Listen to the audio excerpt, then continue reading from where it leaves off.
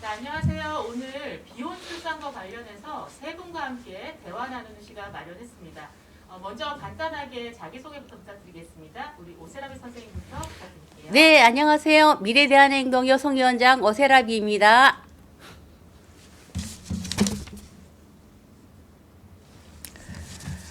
네, 안녕하세요. K프로라이프 상임대표 송혜정입니다.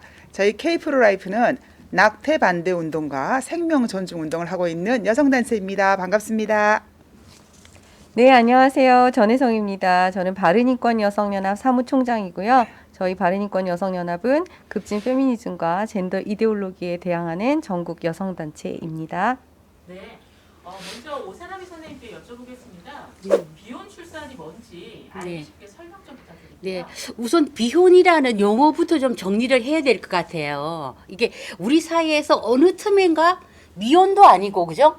비혼이라는 말을 써요. 예. 근데 이 말이 사실은 일본식 용어예요. 일본에서는 미혼을 비혼이라고 이게 표기를 해요. 그러니까 비법률혼, 법률혼이 아닌 경우를 비혼이라고 그렇게 부르는데, 이게 어느 틈에 우리 사회에서 이게 비혼이라는 용어를 쓰는데, 이게 언제적부터 쓰기 시작했냐면은 2010년 무렵이에요. 2010년 무렵에 여성계 일부에서 이 비혼이라는 용어를 조금씩 쓰기 시작했어요. 왜냐하면 그때 내가 이제 나도 그때 이제 여성 단체 일을 했기 때문에 그 용어가 어떻게 나온 걸 좀 알고 있어요. 그래서 조금씩 쓰길래 이상하다. 어떻게 비혼이라는 용어를 저렇게 쓸까? 그러니까 이게 미혼도 아니고 싱글도 아니고 솔로도 아니고 더 강력한 나는 혼인하지 않겠다라는 그런 의지 표현이 비혼이거든요. 그러니까 이것이 이제 요즘 말하는 어떤 그런 사유리 케이스를 보더라도 비혼 출산으로 이렇게 되는 건데 더 이제 그러니까 미혼 출산하고 같은 용어예요. 이게 말하자면. 예. 그렇죠. 그럼 선생님, 비혼 출산이 왜 문제일까요? 이게 이제 자신의 그 선택권, 자신의 행복 추구권이라고 얘기해요. 그러니까 남편 없이 아이를 가질 권리, 그리고 비혼도 아이를 가질 권리를 주장을 해요. 근데 이게 사실 간단한 문제가 아니거든요. 아니, 이게 그렇죠. 예.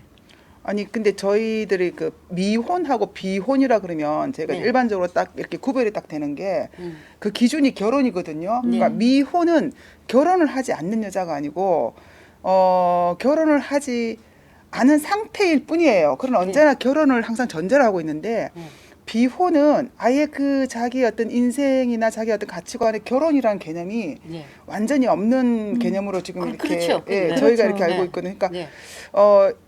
이 마치 자꾸만 지금 우리 젊은 여성들이나 학생들한테 비혼을 자꾸 이렇게 그렇죠. 뭐라고 미화시키는 거는 결혼이 결국은 이 어떤 그 결혼 제도라는 것 자체를 네, 네. 굉장히 부정적으로 보게 하고 네. 우리는 당연하게 있어야 되는 지켜야 되는 가치인데 네. 이 가치관 자체를 없앤다는 느낌에서 굉장히 위험하게 저희가 느꼈거든요. 네, 네. 그리고 네. 제가 볼 때는 이 비혼이라는 것은 굉장히 이렇게 강력하게 내가 결혼을 배제하겠다 내 인생에서 이런 네, 의지가 담겨 있는 단어잖아요. 네, 네. 그래서 이것이 굉장히 급진 페미니즘에서 나온 산물이다. 저는 네, 그렇게 네. 보고 있거든요. 그렇죠. 뭐냐면 이 가족이라는 거, 기존의 전통적인 가족을 그 가부장적인 제도로 보고 그것을 내가 거부한다. 이런 의미가 강하게 담겨 있는 네. 단어라고 생각이 들어요. 네. 그래서 실제로 비혼 출산을 이렇게 주장하는 여성들은 이 비혼 출산이야말로 가정이 가지는 억압적인 그런 가부장적인 굴레에서 벗어난다 이런 용어를 써요. 네. 그래서 네. 내가 기존의 가부장적인 그런 제도, 결혼 제도 음, 안에서가 아니라 그거를 벗어나서 그 밖에서 내가 내 마음대로 아이를 낳고 출산하고 또 때로는 낙태하고 이런 모든 권리를 주장을 그렇죠. 하거든요. 네, 네. 그러면은 그러면 태어나는 아이의 그 권리, 그 아이의 정체성에 대해서는 생각을 안 하는 거죠. 그렇죠. 굉장히 무책임하다고 네, 생각하고요. 굉장히 이기적이라고 생각이 들어요. 근데 이게 결국은 우리가 출산이라고 했을 때는 네. 그 인간을 자녀를 낳는다는 거는 한 네. 인격체잖아요. 네, 네. 그리고 그렇죠. 가족이라는 거는 그 인격체가 인격을 형성해가는 아주 기초적인 어떤 그런 구성원의 어떤 그 기본 그 공동체 조직이잖아요. 그런데 비혼 출산은 그 페미들이 번식이란 말을 쓰더라고요. 네, 재생산 뭐 번식 재생산권에 이런 무슨 거죠. 번식의 네. 권리, 네. 출산의 권리, 네. 임신 중단의 권리. 예. 그러니까 이미 이 급진 페미니스트들은 출산을 인격체가 어떤 그 생명 개념에서 인격체가 나와서 그 인격체를 어떤 인격을 형성하는 가족 내에서 그런 어떤 그런 과정으로 생각하지 않고 말 그대로 그냥 동물들 번식하듯이. 그렇죠. 그러니까 이건 진짜 어떻게 이런 생각을 인격 말살이거든 결국. 그래서 저는 이게 유물론에서 나온다는 생각을 해요. 인간을 네, 네. 물질로 보고 인간을 동물로 차원에서 네, 네. 보고 네. 인간에게 고유하게 있는 인격이나 이런 네. 존엄성 이런 것들을 굉장히 물질화해서 네. 아주 격화시켜서 보기 때문에 네, 네. 사람을 물질로 보니까 네. 이게 정말 재생산, 네. 번식 이런 네, 단어 동물한테 쓰는 거 네, 아닙니까? 네, 네. 이게 무슨 교미 뭐 네. 이런 네, 이런 네, 것들 네, 네. 그런 것까지 얘네들은 그렇게 저런 식으로 생각을 음. 해서 거기서 나오는 말들이 아닌가 네, 굉장히 네. 우려가 많이 됩니다. 네, 네. 네, 제가 질문 좀 드리겠습니다. 우리 송혜성님께 질문을 드릴게요. 비혼 출산은 생명 존중이 아니다. 이런 말씀을 미리 주셨어요. 혹시 어떤 구체적인 근거가 있을지 한번 여쭤보고 싶습니다. 네, 저희는 이제 낙태 반대 운동을 하는 단체지 않습니까? 그 요즘 굉장히 이슈인데 저희가 이제 그 낙태죄 얘기를 했을 때 출산권에 대한 얘기를 굉장히 많이 했었거든요. 그러니까 낙태죄 자체가 여성의 출산권을 보장하는 의미가 있다. 즉 여성들이 이제 임신을 했는데 출산을 하려고 하는데 낙태를 강요당하는 경우가 있거든요. 그럴 때 이제 낙태죄가 있음으로 해서 그 출산권을 보호받을 수 있다. 그 의미에서 출산을 쓴 거예요. 근데 지금 이번에 그 사유리 씨가 그 비혼 출산하면서 굉장히 어떤 그 여성에게도 출산할 수 있는 권리를 달라. 그 출산권이란 말을 썼거든요. 근데 여기서 말하는 출산과 그 저희들이 말하는 출산은 완전히 다른 거예요. 그게 이제 바로 그 생명윤리적인 측면인데 저희는 그 생명을 내가 원하는 대로 수정을 시켜서 내 욕구대로 만들 수도 있고 또 내가 원치 않으면 없앨 수도 있고 내가 원하면 그대로 낳을 수도 있고 이런 게 아니라는 거죠. 네. 거기는 기본적으로 생명에 대한 가치가 있는 것이 아니고 모든 중심이 나의 극단적인 이기적인 내 욕구밖에 없다는 거죠. 그런데 우리가 어떤 이유로든 임신을 이제 그 계획하지 않은 임신조차일지라도 저희가 생명을 존귀하게 여긴다는 것은 내가 비록 원치 않더라도 그 생명에 대한 어떤 그 가치와 모든 생명은 그 평등하고 모든 생명은 존중받아야 된다는 그 입장을 가지기 때문에 저희는 낙태를 반대하고 어려운 환경 속에 일지라도 그 생명을 지키는 가치를 지켜 나가야 된다 이렇게 보기 때문에 이 비혼 출산에서 말하는 그 생명은 엄격하게 말하면 생명윤리 가치에 입각한 그런 그 출산 방법이 아니라는 거예요. 그래서 저는 이 출산하니까 같은 단어라서 같이 생각할 것 같아서 우리 지금 이 방송을 보시는 우리 그 시청자분들께서도 그에 대한 분별을 정확히 하셔야 됩니다. 여기는 이 비혼 출산은 내가 원하면 아까 말씀드린 것처럼 마음대로 번식할 수 있고 내가 수정을 했는데 이거는 이 번식과 출산과 그 낙태의 권리가 다 있기 때문에 내가 수정을 했지만 여기서 끝나는 게 아니에요. 했는데 이 상태에서 출산의 권리도 있으니까 출산을 할 수도 있고 안 할 수도 그렇죠. 있고 안 할 수도 있고 내가 그것도 다 남의 막상 희망이라는 번식하려고 거죠. 했는데 여러 가지 상황이 안 좋아요. 그러면 언제든 낙태까지 할 수가 있는 거죠. 그렇죠. 그러니까 전혀 그 생명에 대한 그 내가 이거 생명에 대한 어떤 그 예의, 가치, 존중 이런 거는 완전히 없는 게 이 비혼 출산이라 저는 생각을 합니다. 그래서 나는 이게 극단적인 표현일지는 모르지만 그 생명이란 것 자체를 상품화했다라는. 네, 맞습니다. 예. 저도 그렇게 생각해요. 그렇죠. 상품화했다는 생각이 들고 사실은 우리나라에 이게 이제 페미니즘이 한 6년째 이렇게 휩쓸면서 이제 그 우리나라의 출생아 수가 사실은 엄청나게 떨어졌거든요. 네. 그게 2015년 기준 2015년보다 현재 이 문재인 정부 들어서 출생아 수가 40%가 줄었어요. 그 엄청나게 줄은 거야. 그렇죠. 근데 이게 영향이 뭐냐? 나는 이 우리나라에 6년 전, 한 5, 6년 전부터 불어닥친 페미니즘의 영향이 크다라고 생각해요. 네. 이 친구들이 뭐라고 그랬냐면은 비비탄이라고 그랬거든요. 비비탄이요? 네, 네. 비비탄이 뭐예요? 네. 그 처음 들어, 네, 처음 처음 들어. 들어요. 그 비비탄 애들 갖고 노는 조그만 네. 비비탄. 그러니까 장난감 총알 그 비비탄이 아니라 비혼 비출산이 탄탄대로다.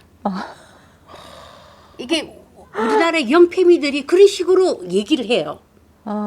그리고 네. 그 정도로 비혼 비출산을 거부했는데 너무나 이중적인 잣대를 또 들이대는, 그러면서 뭐 사유리 케이스에 비혼 출산을 하니까 그 응원 댓글이 나는 더 충격받았다니까. 네, 네, 선생님, 맞아요. 저는요, 이제 저희는 이제 여성단체잖아요. 그래서 낙태 문제를 여성의 시각으로 많이 보게 되거든요. 음. 근데 지금 말씀하시는 거 들으니까 이 비혼 출산, 얘들이 이제 페미니즘이란 단어를 붙였지만 저희는 이제 하면서 이 급진 페미니즘은 네. 진짜 여성의 입장에서 봤을 때 여성의 적이라고 저는 생각할 정도거든요. 네. 맞아요.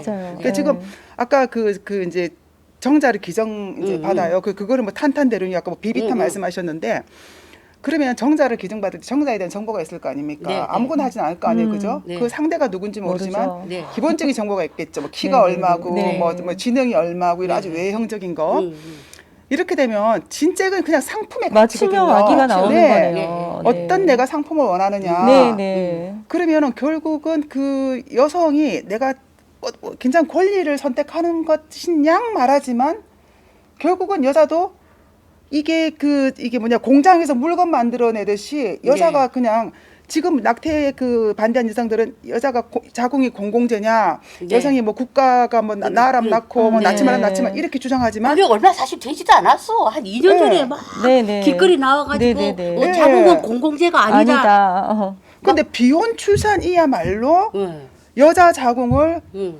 원하는 정자를 넣어서 굉장히 우생학적 개념으로 괜찮은 그거를 이 생산해내는 네. 진짜 이거는 말 그대로 공공재거든요. 맞아요. 그러니까요. 네, 네. 이 비혼 출산이 열리면요. 사실은 지금 문제가 되고 있는 대리모 네, 네. 같은 거. 네, 또 네, 그다음에 네. 이게 제일 위험한 게 저는 동성혼에서 동성 커플이 아이를 가질 수 있는 합법적인 그렇죠. 길이 합법적인 열린다는 길이 거. 열리죠. 이게- 그렇게 되면 네. 이 아이들이 정말 이렇게 다양한 아이의 인권은 정말 존중되지 않고 그렇죠. 이 아이의 인권은 정말 존중되지 않고 이 아이가 행복한 과정에서 따뜻하게 사랑받으면서 자라날 수 있는 권리를 아예 처음부터 네. 빼앗는 거잖아요. 네, 네. 그런 것들. 그다음에 또 이 여성이 사실은 정말로 그 여성 인권이 저는 가장 침해되는 것들이 이 아이를 임신하고 출산하는 것에 이런 식으로 인위적으로 개입하는 네. 것은 모두 다 여성의 인권을 굉장히 격화시킨다라는 생각이 들어요. 네. 그래서 이제 너가 아버지 뭐 하시노 이런 말은 이제 없어지는 거죠. 그렇죠. 태어나 그럼 할수 보니 없죠. 엄마가 레즈비안이야. 없죠. 네, 맞아요. 태어나 보니 엄마가 없어. 너는 아빠가 네. 없어. 정작 기증은행에서 너 데려왔단다. 그렇죠. 그럼 이렇게 말해야 되나요? 그렇죠. 그렇죠. 아니 누가 너희 그러시더라고. 아버지 어디 계시냐면 아버지 주소 왔다 그런다 그러더라고요. 그러니까요. 아버지 주소 왔다. 아니, 참 사실 이게 우리가 웃을 일이 웃을 아닌데 일이 아니죠. 다들 그쵸, 기가 차서. 진짜 우프네요, 기가 정말. 막히죠. 아니 근데 네. 선생님 저번에 네. 그 우리 여가부 나다움 책 네, 그때 네. 하면 굉장히 우리가 제 분개를 네. 했었잖아요. 네, 네. 근데 그 나다움 책에서 보면은 그 아까 동성애 커플 말씀하셨으니까 아기를 낳는 방법에서 이미 네. 그 초등학교 그 들어가는 네. 여가부 추천 도서에 아기를 낳는 방법이 남자 여자 결혼해서 부모의 어떤 성관계를 통해서 아기를 낳는다가 해서 끝나는 게 아니고 정난자 기증, 정자 기증이 다 들어와 있거든요. 네.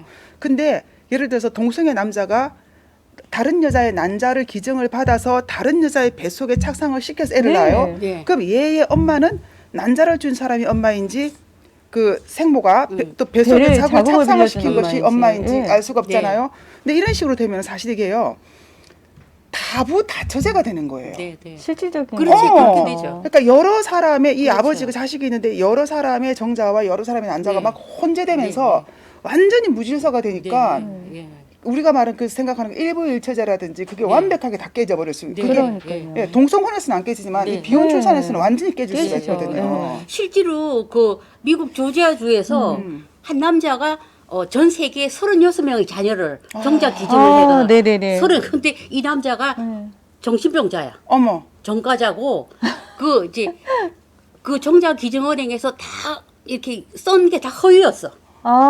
가짜 박사기에 사기네요, 사기. 예, 완전 사기였어요. 그래서 이게 어떻게 들통이 났냐면은 그 정자 기증은행에서 이 정자를 받은 그 집에 뭐 서류를 보내면서 모르고 이 남자 신원이 그 서류에 낑겨 들어간 거예요. 그래서 그 집에서 막 검색을 해봤더니 이 남자가 전과자의 강도의 정신병력까지 있었던 거야. 그래서 지금 소송 중이에요. 아니 그런 유전자를 우리가 그 정자은행을 통해서 받아가지고 비혼 출산을 하겠다 그러면 이제 그런 문제들 피할 수 없는 거잖아요. 그렇죠. 확실하게 이게 확실하게 뭐 신원이 검증이 보증된다 안 이렇게 되는 할 수도 거예요. 없는 거네요. 네. 예. 그리고 우리가 정자은행에서 얼마나 이 사람이 유전병이나 이거에 대해서 어떻게 검증할 수 있나요? 그렇죠. 이게 그러니까 아까 그 남자의 사례처럼 그렇게 허위 학력 기재하고 물론 뭐 외형이야 뭐 그렇다 하더라도 네네. 얼마든지 이게 검증이 사실은 굉장히 부실할 위험이 있고 문제가 한두 가지가 아니에요. 그러니까요. 그래서 나는 왜 우리나라 젊은 층이 이렇게까지 박수를 치고 댓글이 막 그 수천 개더라고 응원하는 댓글이. 아, 제가 그러니까 정말 지금 끔찍해요. 저쪽에서 비혼 출산을 주장하거나 이런 여성의 재생산권을 주장하는 사람들의 그 주장을 들어보면요. 일단 가정 자체를 가부장적인 권위적인 네. 남성 중심의 그 아주 네. 구습의 체제로 보거든요. 체계로 네, 보거든요. 네. 그렇기 때문에 이거를 벗어나기 위해서는 이것을 벗어나기 위해서는 이런 제도들을 빨리 법제화를 해야 이런 것들을 빨리 법제화를 시켜야 된다. 그래야 사회가 지금 현상으로 나타나고 있는 뭐 비혼이 많아진다든가 가족들의 형태가 다양해진다. 사실 다양해지는 게 아니에요. 그냥 결혼이 늦어져서 혼자 사는 싱글 남녀가 많아지는 거거든요. 그런데 그것을 다양한 형태의 가족이라는 말로 이렇게 약간 초점을 흐리게 그렇게 표현을 하면서 이 다양한 형태의 가족을 통해서 이 국가를 유지할 수 있는 어떤 제도를 만들려면 이 비혼 출산을 허락하는 것이 시급하다. 막 이런 식의 논리를 가지고 있거든요. 그래서 이 비혼 출산이 마치 저출산의 대책인 것처럼 네, 얘기를 네, 한단 네. 말이에요. 네, 근데 네. 사실 그 이유를 생각해야죠. 사실 이 구성원이 많아지는 것도 참 중요하지만 어떤 구성원으로 이 사회가 채워지느냐는 더 중요한 거거든요. 진짜 만약에 이 비혼 출산을 통해서 많은 아이들이 생겨나고 그 아이들이 생겨났을 때 이 아이들이 아빠 없이 정말 태어나서 자라서 성인이 돼서 그 아이들이 어떤 사회를 만들지에 대한 생각까지 해본다면 이렇게 장기적으로 생각한다면 이것은 그렇게 쉽게 얘기할 수 있는 게 아니거든요. 네, 네, 그런데 벌써 그걸 마치 유일한 대안인 것처럼 네, 이렇게 네. 저출산을 극복 못하는 이유가 지금 현재 이렇게 비혼을 원하는 그리고 실제로 비혼인 상태에 있는 젊은 남녀들이 많은데 그러면 계속해서 이 비혼이 유지가 되면 출산은 누가 하냐 이거 사실 굉장히 시급한 거잖아요. 저출산이 너무 심각한 국가가 소멸될 수 있으니까요. 그런데 그것에 대한 대안으로 비혼 출산을 열어줘야 된다. 이거는 근본적인 대책을 해결할 수도 없을 뿐만 아니라 정말 이 여성을 굉장히 상품화하는 굉장히 그래서 인간의 생명을 상품화하는 네, 아주 네. 저질스러운 생각이라고 생각해요. 제가 이번에 전혜성님께 아, 드리는데 비혼 출산과 낙태는 어쩌면 같은 뿌리일 수도 있다고 미리 말씀을 네, 드렸거든요. 네, 네. 이게 어떤 의미일까요? 네, 이 비혼 출산과 낙태는 근본적으로 같은 뿌리에서 나온다고 생각해요. 그게 뭐냐면 여성이 저들이 말하는 재생산권. 그러니까 내가 아이를 낳을 수 있는 권리, 임신할 수 있는 권리, 출산할 수 있는 권리, 또 때로는 낙태할 수 있는 권리가 다 나한테 있다는 거예요. 그리고 내가 원할 때 내 아이를 가질 수 있게 해달라.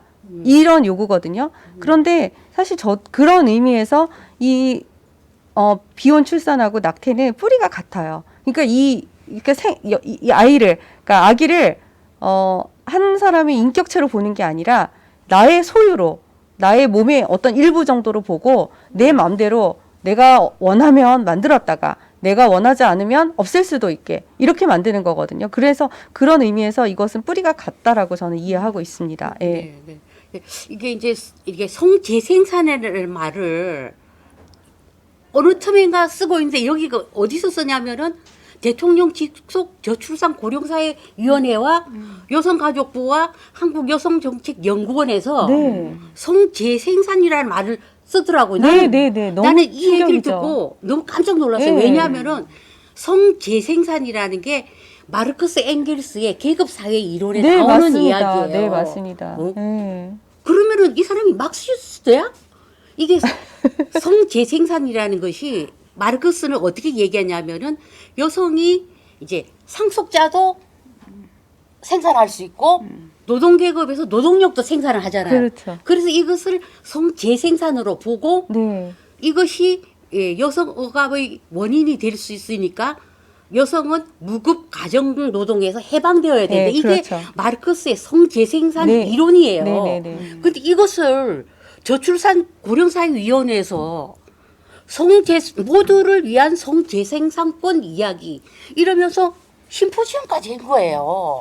그러니까요. 네. 정말 심각합니다. 이 나는- 정책이 네. 이런 어떤 그 정책이라는 것이 사실은 굉장히 이데올로기를 많이 반영하고 있다는 그렇죠. 것을 저도 사실은 예전에 잘 몰랐어요. 근데 이제 이런 좀 운동을 하고 제가 네, 네. 이렇게 관심 있게 보고 그 자료들을 조사를 하고 보니까 이 정책 안에는 굉장히 이데올로기가 많이 반영이 되어 있는데 지금 이 정책들 지금 우리 오세라비 선생님이 말씀하신 것처럼 이런 저출산 대책을 하는 정부의 기관들 또 그런 뭐 정책 연구소들 또 여가부 이런 데서 이렇게 말하는 그 단어들 안에 정책 용어 안에 네. 이런 것들이 벌써 이미 깊숙하게 들어와 있다는 것이 굉장히 충격적인 거예요. 네. 왜냐하면 진짜 오세 선생님이 말씀하신 것처럼 이게 막시즘에서 나온 거거든요. 막시즘에서 나온 거고 정확하게 자본가와 노동가를 대립시킬 때 그것을 남성과 여성으로 만들어 놓은 게 이 페미니즘, 급진 페미니즘의 이론들이거든요. 그래서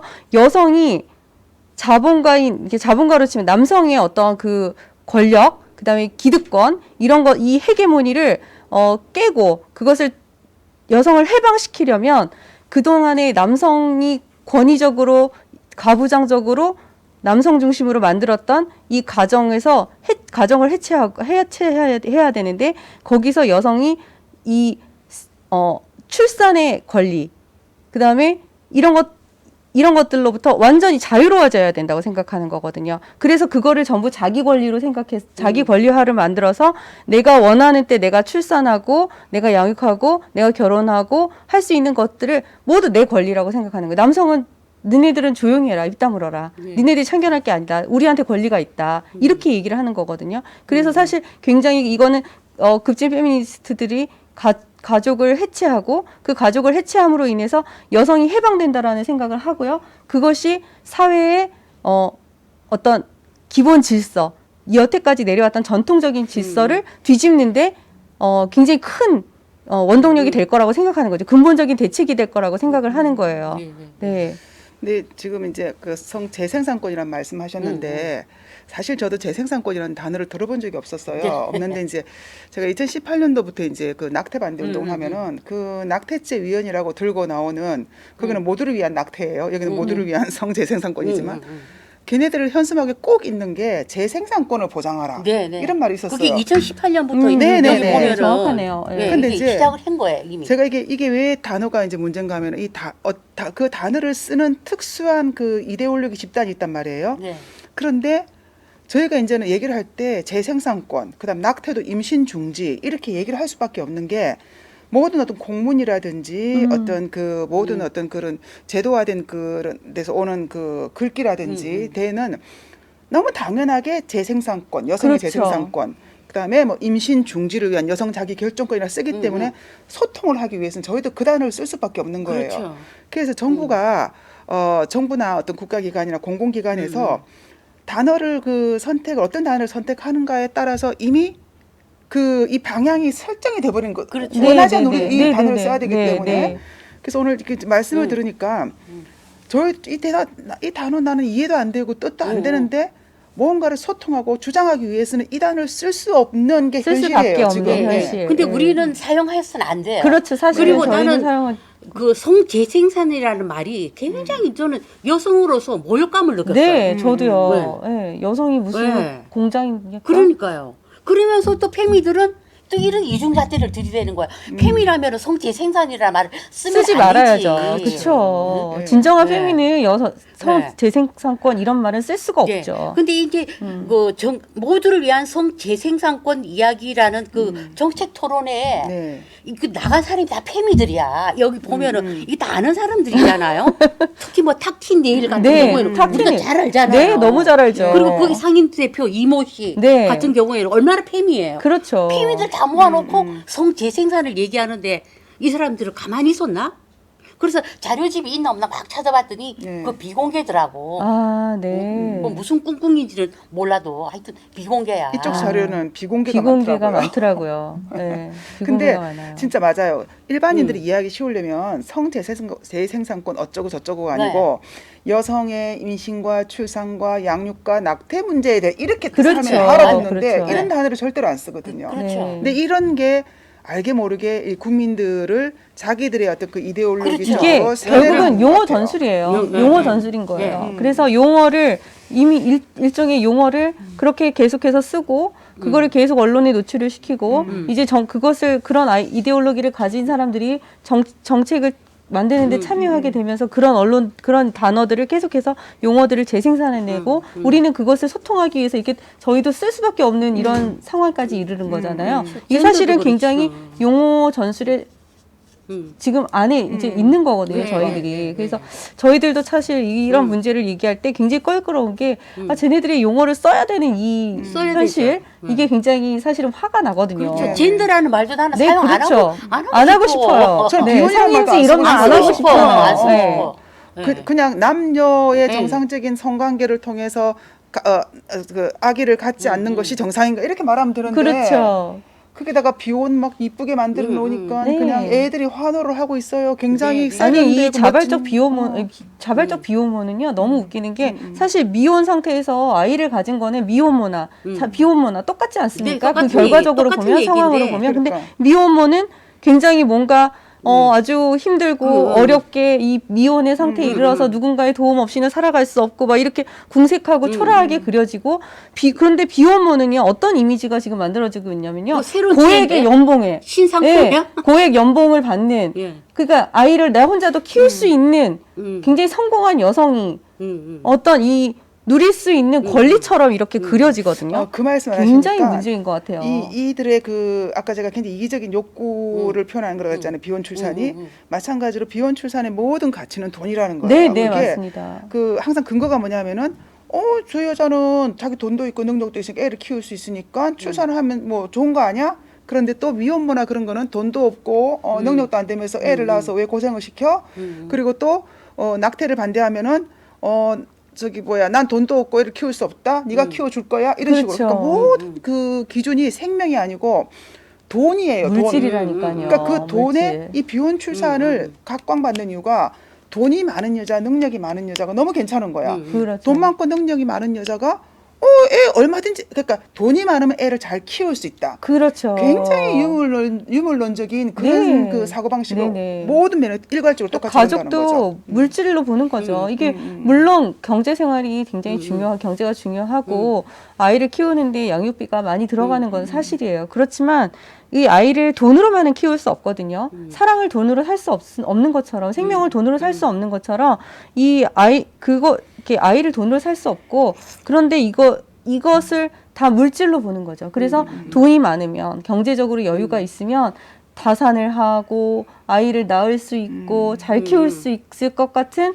어떤 그런 이미지, 그런 마인드를 계속 그러니까, 저희가 그걸 네. 심겨오지 않아요, 저희 안에. 비혼 자체도 이제 계급적인 요소가 네. 들어가고 네. 그리고 사실은 골드비스들이 또 많아요. 네. 사실은 연봉 1억, 2억도 많아. 그렇죠, 맞아요. 그러면은 정말 그 아이를 정자은행을 통해서 우수인자를 갖고 싶은 마음도 있는 거야. 뭐 머리가 노랗고 눈이 파랗고 키가 뭐 한 190 네. 덴마크 네네. 노르딕 스타일로 선생님 그 말씀 하시니까 정자만 기증받는 게 아니고 요즘에 이렇게 여성들이 골드미스가 많고 나이가 많이 들어도 결혼 안 하잖아요. 그래서 자기 젊었을 때 자기 난자를 올려놓는 게 그래, 유행이래요. 네, 맞아요. 그러면은 이게 거꾸로 남자들이 나는 비혼 남자도 있을 거 아니에요. 있죠. 난 결혼을 하기 싫고 여자들하고 같이 살기는 싫고 애는 갖고 싶어. 근데 괜찮은 난자를 똑같이 난자의 정보를 가지고 괜찮은 여자의 난자를 하나 또 급하면 또 팔 수도 있겠죠. 누군가는 그렇죠. 이렇게 나가면 사서 이렇게 하게 되면요. 진짜 이거는 정말 이거는 정말 사람이 아니다. 그러니까 막말로 생명을- 개족보가 되는 거예요. 진짜 개족보가 되네. 아니 그러니까 이게 너무 웃기는 게 지금 뭐 예를 들어서 애완견 시장이나 이런 데서 그런 데서도 인공적으로 교배해가지고 그러니까. 인위적인 어떤 강아지들을 이렇게 많이 만들어내는 것에 대해서 얼마나 그 윤리적으로 비난을 많이 예. 받아요. 근데 사실 인간한테 그 대상이 인간인데 똑같은 일이 이루어질 네, 수 네. 있다는 거거든요. 그러니까 이게 사실 보조생식술이라는 게 어떤 면에서는 그 정말 이게 처음에 나와서 시험관 나기 성공하고 이랬을 때는 그렇죠. 난임으로 고통받는 사람들에게 새로운 희망을 준다 이런 어떤 긍정적인 면이 있었잖아요. 네, 그래서 네. 저희가 다 환호하고 노벨 의학상도 뭐 받고 뭐 이런 일들이 있어 왔는데 이게 사람이 인위적으로 그렇게 생명을 만드는데 이렇게 만드는데 관여를 하기 시작하니까 여기까지 흘러온 거예요. 사실은 이게 굉장히 윤리적으로 심각한 게 뭐냐면요.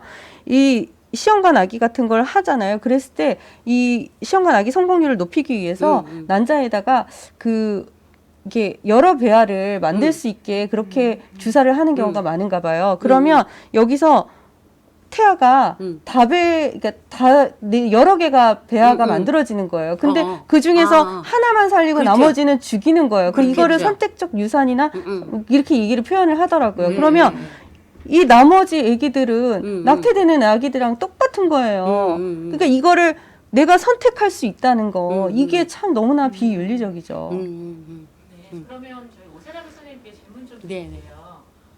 쭉 얘기 들었지만 그렇다면 바람직한 정말 앞으로 출산 장려 정책 과연 어떤 게 있을까요?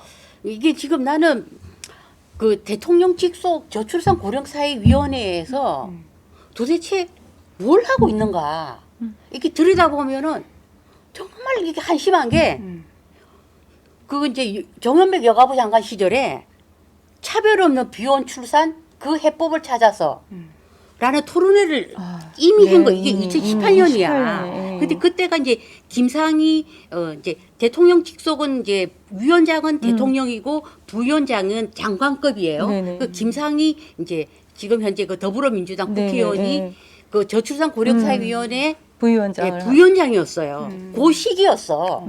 그 벌써 차별 없는 비혼 출산 이거 얘기를 하면서 뭐라고 하냐면은 내가 이게 충격적인 게 정상 가족의 굴레를 넘어서는. 그게 굴레구나. 그게 굴레였어요. 그러니까 한 남자가 한 여자가 만나서 가정을 꾸리고 아이를 낳는 게 정상 가족의 굴레라는 거야. 이게 어떻게 국가에서 이런 말을 쓸 수가 있는가? 표현이 너무 악하네요. 이거 너무 이거 심각해요. 내가 거기 이 저출산 고령사위원회 홈페이지에서 가지고 온 글이에요. 네. 이게 그리고 이것이 2040, 20대에서 40대 세대의 삶의 질을 높인다는 거야. 이게 이거 보세요. 네. 이게 그러니까 이게 국가기관인 저출산 고령사위원회에서 벌써 패러다임을 바꿔버린 거야. 바꾸고 있네요. 네, 바꿔버린 네, 거예요. 네. 응? 그리고 아까도 얘기했다시피 출생아 수가 너무나 40% 가까이 떨어진 거야. 5년 전에 비해서. 그러니까 이 사람들은 정상적으로 한 남자가 한 여자 이렇게 혼인해서 하는 그런 문화 자체를 이미 이제 폐기한 게 아닌가. 네네. 어? 그렇지 않고서는 어떻게 정상 가족을 굴레라고 표현을 하고 그리고 이게 페미니즘이잖아. 그렇죠. 어떻게 정상 가족을 굴레라고 얘기를 하나? 페미니즘에서는 가정은 여성을 억압하는 네. 가부장제다. 네. 여기서 벗어나자. 그걸 똑같이 이게 출산 정책에 이걸 이렇게 하는 거예요. 응? 야, 진짜 놀랍습니다. 이게 말이 안 된다는 게요. 응. 저희 심리학의 기본인데 인간이 이게 저 자랄 심리학 전공하시죠? 네, 저 네, 심리학 심리학. 전공이거든요. 이게 인간이 굉장히 안정된 심리적으로 안정된 상태가 어딘가 하면은 한계가 있고 규칙이 있는 거예요. 그러니까 저희가 이렇게 생각하시면 돼요. 차가 막 다니는데 신호등이 있는 건널목에 섰을 때와 신호등이 없는 곳에서 신호등이 있으면 편안하게 기다렸다가 내가 때를 알잖아요. 건너면 돼요, 안전하게. 네네네. 그 안정이 보장이 되는데 아무런 규칙이 없으면 자유로울 것 같지만 자유로운 것이 아니라 인간은 굉장히 불안해지기 시작합니다.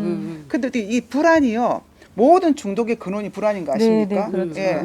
그러니까 지금 이게 뭐 굴레를 벗어나고 20대, 40대 삶의 질을 뭐 향상시키는 거라고 하지만 이거 제가 누가 이 정책을 만든지 모르겠지만은 기본적인 심리학적인 지식도 없이 만드신 것 같아요.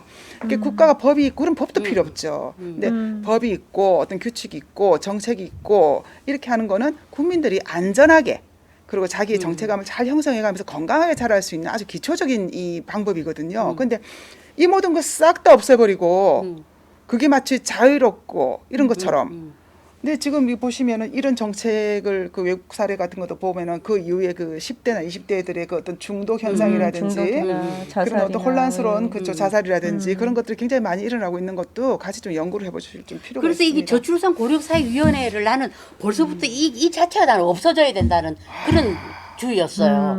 어? 없어져야 된다. 그리고 이 저출산 문제를 여성 가족부를 완전히 개편을 해가지고 뭐 인구 가족부를 하든 네. 여성 가족부를 완전히 개편해가지고 여기서 저출산 네. 문제를 같이 다뤄야지 이게 대통령 직속에서 이렇게 하니까 따로 노는 거야 이 사람들이. 네, 응? 네. 그 이미 정상적인 혼인관계 이거는 이미 이 사람들은 생각 밖이야. 오히려 이 사람들이 비혼을 장려하잖아. 아니 근데 이게 사실은 그러면 이 저는 얼마 전에 그 사유리 씨 사건에 대해서 이제 모 야당의 여성 정치인이 그걸 너무 환영하는 아, 그런 배현진 씨? 예, 그걸 봤어요. 너무 충격이었어요. 자랑스럽다. 왜냐하면 이게 그래도 그 국힘당은 어쨌든 우리나라에서는 보수 정당 아닙니까? 네, 그리고 네. 보수적인 가치를 추구한다 그렇죠. 그러면 그런 이데올로기 위에 명확하게 당이 이렇게 세워져 있다면 사실은 건강한 가족을 굉장히 지원하는 그런 어떤 이념을 가진 사람들이 그 자리에 있어야 되고 네. 또 그런 정책들을 만드는데 국힘당이 이제 애를 써야 될 텐데 예. 어떻게 저쪽 편에서 지금 이게 사실 이데올로기의 반영이라고 제가 네, 말씀드렸잖아요. 정책 안에 네. 이데올로기 반영되어 있고 이미 대통령 그 직속 산하에 이런 저출생 대책위원회라는 곳에서도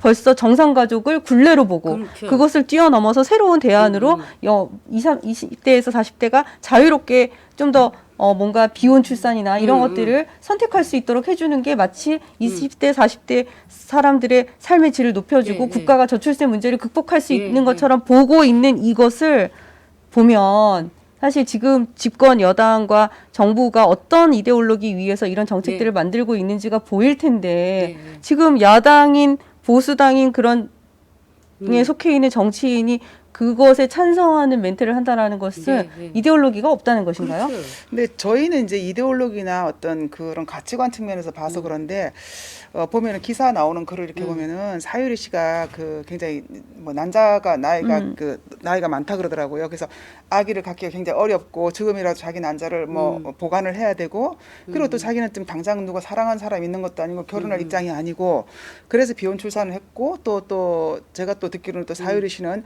기본적으로 그 결혼이라든지 어떤 그 가족이라든지 그런 거를 자기는 옹호한다. 네.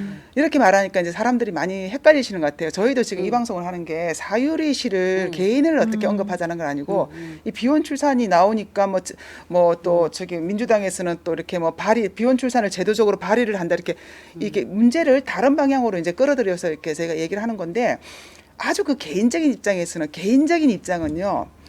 처녀가 애를 낳아도 할 말이 있고요. 핑계 없는 무덤이 없다는 말이 있잖아요. 그래서 개인으로 들어가면은 이해를 못 해주고 용서 못할 일은 아무것도 없습니다. 근데 지금 그래서 그런 어떤 개인적인 아주 그 특수한 너무나 동정심을 일으킬 수 있는 특수한 상황으로 몰아가면서 이걸 아름답게 미워하는 거는 굉장히 분별해야 된다는 거예요. 그래서 아마 배현진 씨도 제가 이제 제가 배현진 씨 나름 그렇게 뭐 싫어하진 않거든요. 예쁘고 좋잖아요. 예, 그래서 아마 그 어떤 그 급진 페미니즘이라든지 이런 이데올로기에 대한 깊은 지식이 없는 상태에서 그냥 사유리 씨와의 개인적인 친분, 이런 아주 개인적인 차원에서 칭찬을 하셨으리라고 믿고 싶습니다. 그러나 공인이 되었고 의원이고 법을 만드는 입법기관이 있는 분들이기 때문에 상당히 분별력을 조금 좀 가져달라. 좀 이런 의미에서 꼭 얘기를 좀 하고 싶습니다. 그래서 이 저출산 고령사위원회는 우리 젊은이들이 정말 그 편안하게 혼인할 수 있는 사회적인 분위기를 만들고 네. 그리고 지금 또 워낙 집값이 올라가는 상황이라서 이 젊은 친구들이 둥지가 있어야지 정말 그 결혼해서 아이도 출산할 거 아니에요. 그렇죠. 무슨 뭐 전세값이 뭐 7억 8억 막 네. 보통이고 하는데 국가에서 이게 저출산 이거를 극복을 하려면은 우선 정상적인 혼인할 수 있는 분위기와 사회 분위기와 집값 안정 이런 걸 모든 걸 같이 놓고 해야지. 네, 맞습니다. 아니 네. 무슨 비혼 출산 해법을 찾아요? 거기다 낙태는 합법하고. 합법화하면서 아니 저기 제가 정확히 기억은 안 나는데 한 작년인가 재작년인가 그 어떤 심리학자가 연구를 했어요. 했는데 왜 이렇게 결혼을 늦게 할까, 결혼 안 할까 했더니 많은 이유가 결혼을 해서 해봤자 지금 내가 누리고 있는 이 환경보다 더 좋지 않다고 생각을 하는 그렇죠. 거예요. 그렇죠. 근데 저희 나라가 우리나라가 죄송합니다. 저희 나라에 많이 혼났어요. 우리나라가 사실 보면 굉장히 발전하고 했는데 언제부턴가 헬조선이라고 말을 하고 굉장히 그 살기 어려운 이게 눈으로 봐도 이게 말이 안 되는 소리거든요. 그러면서 굉장히 앞으로 살아갈 게 굉장히 힘든 나라. 그 자녀를 키워도 자녀 키우는 건 사교육이다 뭐다 우리 다 키워봤지만 사실 그렇게 힘들지 않아요. 근데 바깥에서 말하는 건 자녀 키우는 게 무슨 엄청난 고난인 것처럼 네네. 이렇게 얘기를 하니까 이제 결혼도 늦어지고 결혼해봐야 더 좋을 게 없으니까 당연히 결혼 안 하죠. 그러니까 진짜 저출산 정책을 하려고 그러면 아까 우리 오세라비 선생님 말씀하신 것처럼 이거는 국가가 정책적으로 얼마든지 할 수 있다 저는 생각을 하거든요. 그럼요. 결혼을 하는 게 더 좋다. 결혼을 해서 애를 낳아서 키우는 게 덕이 된다. 낙태보다는 출산하는 게 당신한테 훨씬 더 득이 된다. 이런 분위기를 교육부터 해서 그렇죠. 만들어주면 되는 네. 거거든요. 결혼도 네. 장려하고 결혼 장려하고 결혼을 했을 때 혜택을 많이 주고 그리고 국가가 네. 할 일은 양육하고 돌봄 서비스 같은 인프라를 잘 구축을 그렇죠. 하면 되는 그렇죠. 거예요. 그러니까요. 그걸 하면 되지. 무슨 교육도 비혼출산 정상화시키고 네. 사교육 필요 없이 정상화시키고 네. 이런 식으로 어쨌든 아이들을 키우는 비용을 국가가 많이 이렇게 도와주고 가정에서 부담해야 되는 것들은 최소화시켜주고 그렇죠. 이러면서 결혼을 장려하는 그런 어떤 이 분위기 저는 분위기가 되게 중요하다고 그렇죠. 생각해요. 문화 이런 것들을 만들어줘야 되는데 이런 것에 신경 쓰는 정치를 제가 최근에 네. 본 적이 네. 없어요. 그러니까. 계속해서 우리나라 힘들어 아이 낳기 힘들어 이게 부정적인 얘기만 계속 나오거든요. 그러니까 요새 정말 제 주변에도 결혼을 하려는 싱글들이 없어요. 그리고 아이를 낳을 생각을 하는 사람도 없고요.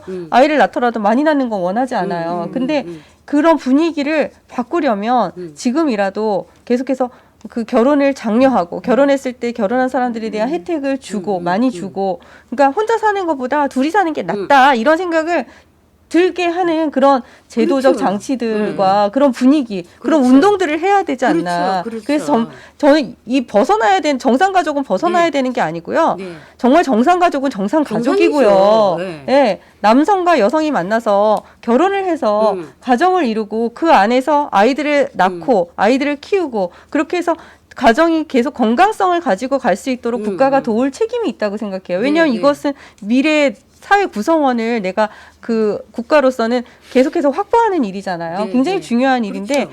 이게 왜 자꾸 결혼 밖에서 뭔가 아이들을 키울 수 있게 낳고 길을 어떤 그런 여건을 마련하라 그런 걸 그러는지 국가가 앞장서가지고 네, 그거 국가가 앞장설 일이 아니죠. 문제로 어떻게 그런 문제들이 나타나면 국가는 그거를 해결하기 위해서 도와야 되긴 하지만 그 근본으로 돌아가서 이런 문제가 양산되지 않도록 이런 현상이 나오지 않도록 근본적으로 어떤 그런 대책을 세워야 되는데 늘 이런 현상이 일어나니까 이런 현상 막기. 그럼 언제까지 이걸 들어주겠어요? 그럼 이제 만약에 자발적 미혼 뭐 해가지고 여성이 그러다가 이제 남성이 나도 아빠가 되기 위해서 난자가 필요해서 그런 난자만 받아서 안 되잖아요. 대리모가 필요하잖아요. 필요하지. 그것까지 허락해 줄 건가요? 그럼 동성 커플 허락해 줄 건가요? 이런 것들을 다 생각해 봤을 때 너무 근시안적이다. 이렇게 정책을 만든다 그러면 이거 국가에 미칠 파급, 국가의 미래에 미칠 영향을 생각해 봐야 된다. 이런 그런 말씀 드리고 싶습니다. 그리고 네. 우리가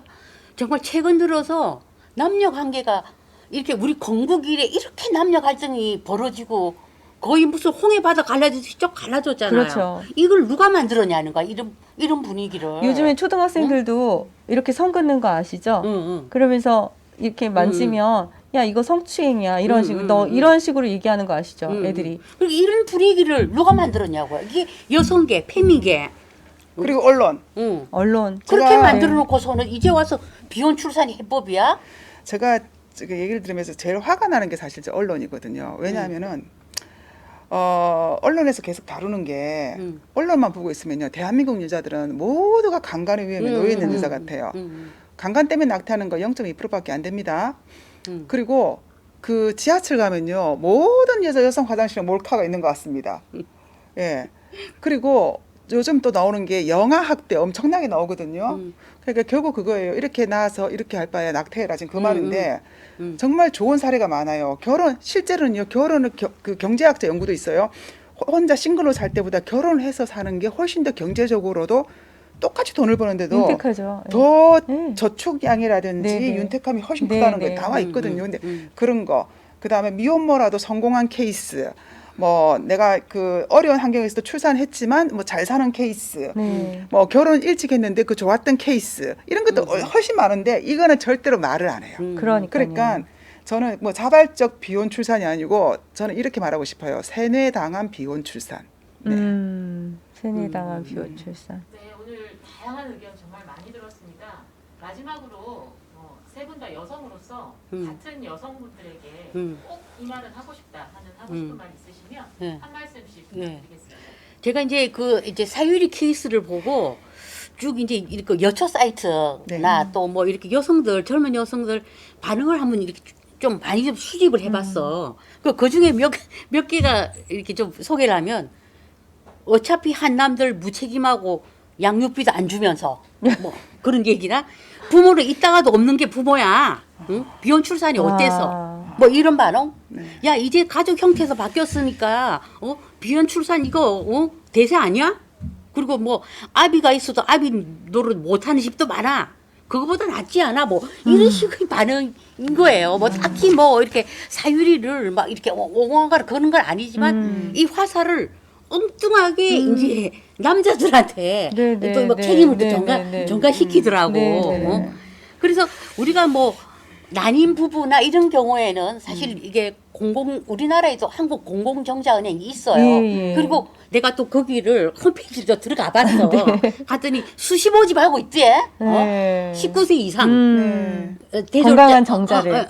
대졸자고 네. 19세 이상인데 수시 모집을 하고 있어 지금도. 네. 근데 이제 그게 난임 부부와 또 이제 이렇게 실업용으로 네. 이제 필요하니까 네, 네. 이제 지금도 수시 모집을 하고 있어요. 네, 한국공무원행이. 네. 그래서 저는 이런 식으로 추세가면 우리도 국내 국가 정자은행이 아마 곧 설립이 될 것 같아. 이런 식이면은 시간 문제 아니겠어요? 그렇죠. 이런 식이면은.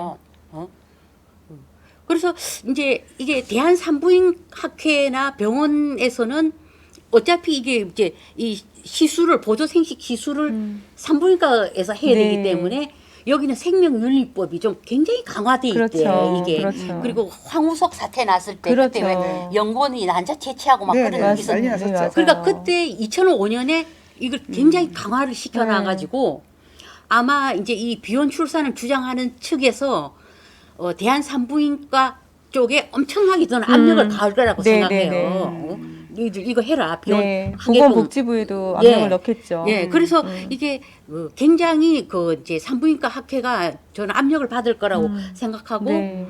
또 이제 이 국가 정자은행도 이런 식이면은 곧 이제 그 설립이 가능해지지 않을까. 네. 라는 그런 생각이 들기 때문에 우리가 오늘 이제 이런 그래서 우리 여성들이 정말 그 좀 깨어나야 돼요. 이걸 단순히 뭐 그냥 겉만 볼 게 아니라 정말 우리 그 차세대, 우리 다음 세대가 어떻게 살아갈 것인가. 그리고 우리 사회라는 것이 어떻게 지속이 돼? 한 남자가 만나고 가정을 꾸리고 뭐 이런 사람들이 다 이렇게 우리 사회가 지속되는 그 문명의 원동력이잖아요. 네, 네, 네. 근데 그런 걸 자꾸 기본을 없애버리는 거야. 네. 근본을 허트려버리는 네. 거죠. 응? 그러니까요. 그래서 정말 우리가 그거 막 찬성하고 박수할 게 아니라 저는 왜 남성들도 왜 젊은 남성들이 여기에 또 응? 뭐라 그러는지 알아요? 어차피 쓸모없는 정자 뭐 이런 식으로 얘기해. 스스로 예, 이렇게 스스로 그렇게 말을 하더라고. 남자들이 너무 비참하게 됐네요. 네. 그리고 남성들도 좀 상황을 좀 제대로 알아야지. 다 거짓말에 지금 다 쏟고 있죠. 네. 더 쏟고 있고. 저는 이제 여성 단체니까 이제 정말 여성의 입장에서 말씀드리고 싶어요. 부정할 수 없는 여성의 본능이란 게 있어요. 비혼 출산을 하게 되면 내가 여성이 굉장히 자유롭고 마음대로 내 몸을 내 마음대로 말 그대로 막 이렇게 해서 어지간한 권리를 누릴 것 같지만 여성은요 기본적으로 관계지향적인 특성을 가지고 있습니다. 그래서 그 관계 속에서 사랑받고 사랑 주고 사랑 나누고 이러면서 그 자기의 정체감이나 삶의 충만감이나 기쁨이나 그런 것들이 있거든요. 비혼 출산하시고 하면요 그 외로움에 여성들은요 스스로 정말 그 우울증과 자살까지 정말 지옥 같은 삶이 될 거예요. 그래서 저는 그 여성의 입장에서 이 어리석은 선택을 함으로 해서 스스로 이 어두운 터널로 들어가지 않기를 정말 간곡히 정말 바랍니다. 절대로 쏙지 마십시오. 꼭 가족 이루시고 자식 낳으시고 그래서 애기 자식도 키우고 또 이렇게 남편 사랑도 받으시고 내가 자식 낳아서 또 애기 아빠한테 사랑도 받으시고 이렇게 정상적으로 했을 때가 가장 여성이 행복해지는 건 이거는 고리타분한 이야기가 아니고요. 이거는 맞는 말입니다. 이건 온갖 심리학자들도 학자들도 얘기하는 것입니다. 여성의 특성에 대해서. 네. 우리 송 대표님은 심리학을 전공을 하시고 오랫동안 상담하셨기 때문에 그런 쪽에서 많이 말씀을 해주신 것 같아요. 저는 그 이제 페미니스트들이 얘기하는 게 여성이 내가 가장 행복할 때 아이 낳고 싶으면 낳을 수 있는 게 내 권리라고 얘기를 해요.